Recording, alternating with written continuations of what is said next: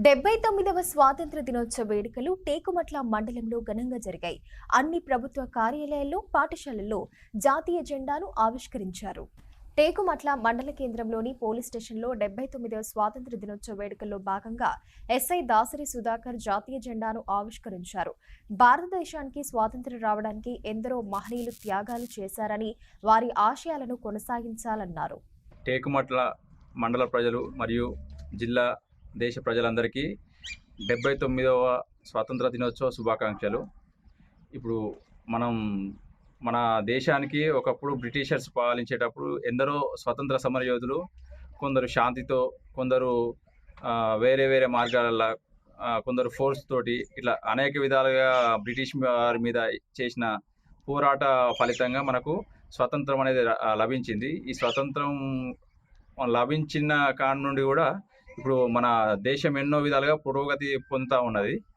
So ఈ స్వతంత్రాన్ని మనం దేశానికి వచ్చిన స్వతంత్రాన్ని, ఆ స్వతంత్ర సమరయోధుల యొక్క పోరాటాన్ని వృధా కాకుండా దేశ ప్రజలందరూ దేశ సమగ్రతకు, దేశ యొక్క ఉన్నతికి పోరాడుతూ అందరూ సత్ప్రవర్తనతో ఉండి గాంజా, డ్రగ్స్ అండ్ మాదక ద్రవ్యాలు లాంటి చెడు వ్యసనాలకు దూరంగా ఉంటూ అండ్ దేశ ప్రజలందరితో సోదర భావంతో ఉంటూ దేశానికి అంటే వాళ్ళు చీడ పురుగులు కాకుండా అందరూ దేశ ఉన్నతికి తోడ్పడుతూ ఇంకా ఎన్నో స్వతంత్ర దినోత్సవాలు జరుపుకోవాలని కోరుకుంటున్నా. అదేవిధంగా టేకుమట్ల తహసీల్దార్ కార్యాలయంలోనూ 79వ స్వాతంత్ర దినోత్సవ వేడుకలు ఘనంగా జరిగాయి. ఈ సందర్భంగా తహసీల్దార్ విజయలక్ష్మి జాతీయ జెండాను ఆవిష్కరించారు. అనంతరం పాఠశాలల విద్యార్థులకు నోట్బుక్స్, పెన్నులు పంపిణీ చేశారు. అదేవిధంగా టేకుమట్ల ఎంపీడీఓ కార్యాలయంలోనూ స్వాతంత్ర దినోత్సవ వేడుకల్లో భాగంగా మువ్వెన్నెల జెండా రెపరెపలాడింది. ఈ సందర్భంగా ఎంపీడీఓ గౌడ సురేష్ జాతీయ జెండాను ఆవిష్కరించారు. అదేవిధంగా టేకుమట్ల గ్రామ పంచాయతీ కార్యాలయంలో కార్యదర్శి సాంబశివుడు స్వాతంత్ర దినోత్సవ వేడుకల సందర్భంగా జాతీయ జెండాను ఆవిష్కరించారు.